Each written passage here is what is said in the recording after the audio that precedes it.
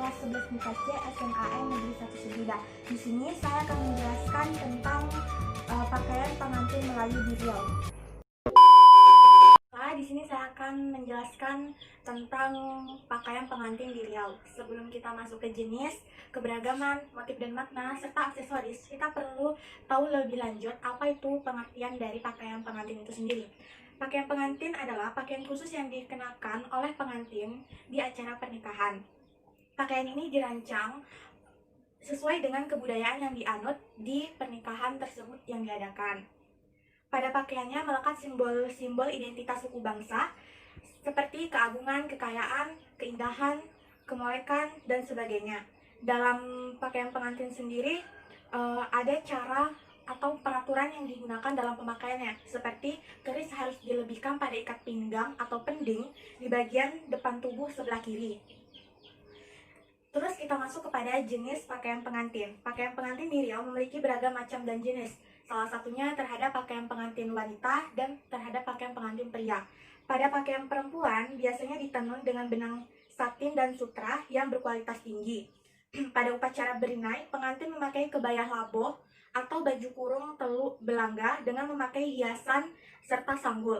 Sedangkan pada upacara berendam hampir sama dengan pakaian harian, kebaya laboh, kebaya pendek atau baju kurung teluk belangga dengan rambut disanggul, lipat pandan dihiasi dengan bunga-bunga hidup seperti cempaka, bunga melur, dan bunga tanjung. Pada acara ini, muka pengantin dibersihkan dan bulu romanya atau bulu halus di muka dicukur. Selanjutnya pada acara akad nikah, perempuan Melayu memakai baju kurung teluk belangga atau baju kurung kebaya laboh dengan kepala tutup hiasan serta memakai tudung mente. Pada dada diberi perhiasan dokol bertingkat, pakaian pending, serta pakai sebai.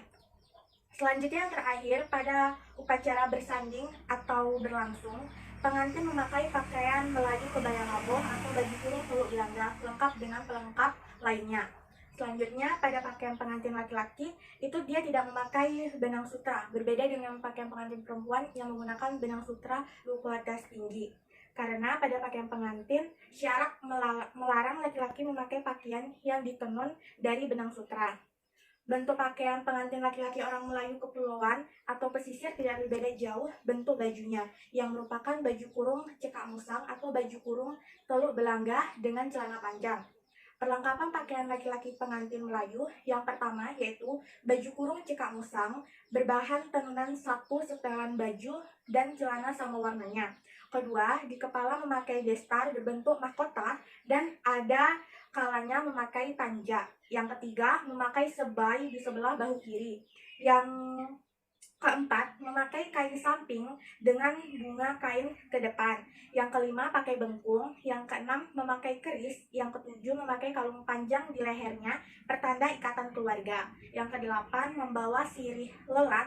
Dan yang terakhir, memakai kasut cakal atau sepatu kulit. Setelah kita tahu tentang pengertian dan jenis pakaian pengantin di Riau, selanjutnya kita akan masuk ke dalam keberagaman pakaian pengantin. Setiap daerah memiliki pakaian pengantin yang sesuai dengan resam budaya tempatan. Keberagaman tersebut menunjukkan bahwa Riau didiami berbagai resam Melayu. Ada 3 kelompok besar resam Melayu yang ada di Riau. Yang pertama, kelompok resam Proto Melayu atau Melayu tua, seperti Talang Mama, Petalangan, Bonai, dan orang laut. Yang kedua yaitu resam kedaulatan yang menghuni Batang Kampar, Batang Kuantan, dan sebagian wilayah Batang Rokan. Yang terakhir yaitu resam Kesultanan Siak, seperti Pelalawan, Indragiri, Rokan, Gunung Sahilan, dan beberapa kerajaan lainnya.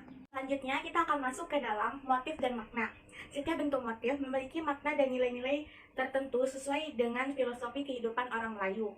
Makna-makna yang ada merupakan konsep tentang sesuatu yang dianggap baik, bernilai, dan dicita-citakan. Berikut motif dan makna yang ada, seperti 1. Motif semut beriring yang disimbolkan karena serangga tersebut memiliki sifat rukun dan saling tolong-menolong. 2. Motif lebah bergantung disimbolkan karena sifat lebah yang memakan makanan yang baik dan sehat atau bersih, juga mengeluarkan madu yang dimanfaatkan oleh orang banyak. Yang ketiga yaitu motif tampuk manggis yang dimaknai dengan kejujuran karena tampuk manggis secara ilmiah merupakan gambaran isi jumlah buah manggis yang ada di dalamnya. Keempat, yaitu motif awan larat, dimaknai yaitu sebagai panjang usia dan keagungan. Yang kelima, yaitu motif bunga cengkeh dan bunga tanjung, dimaknai sebagai simbol keharuman dan bermanfaat bagi orang lain. Yang keenam, motif bunga teratai yang dimaknai sebagai kekuasaan sultan yang luas dan memberikan kedamaian kepada rakyatnya. Yang terakhir yaitu motif kembang setaman, jurai, dan oyah, dimaknai sebagai simbol kejayaan, kekayaan, kemakmuran, dan kemegahan. Selanjutnya yang terakhir, kita akan masuk ke dalam aksesoris pakaian pengantin. Aksesoris atau perlengkapan hiasan bukan sekedar penambah keindahan pakaian yang dikenakan, tetapi kelengkapan yang harus dikenakan untuk mempresentasikan simbol nilai adat. Ada beberapa aksesoris pengantin perempuan dan laki-laki Melayu di Riau, seperti aksesoris pengantin perempuan Melayu Riau adalah sanggul lipat pandan, bunga cempaka, bunga melur, bunga tanjung, tudung mente, mahkota, doko bertingkat, pending, sebai, ramen, gelang berkepala naga, gelang patah semat, gelang emas berlipat rotan, canggal, serta selepa. Aksesoris untuk pengantin laki-laki Melayu Riau adalah tanja, destar berbentuk mahkota, sebai, kain samping, belkung, keris, kalung panjang, sirih lelat, kasut capal, serta sepatu kulit.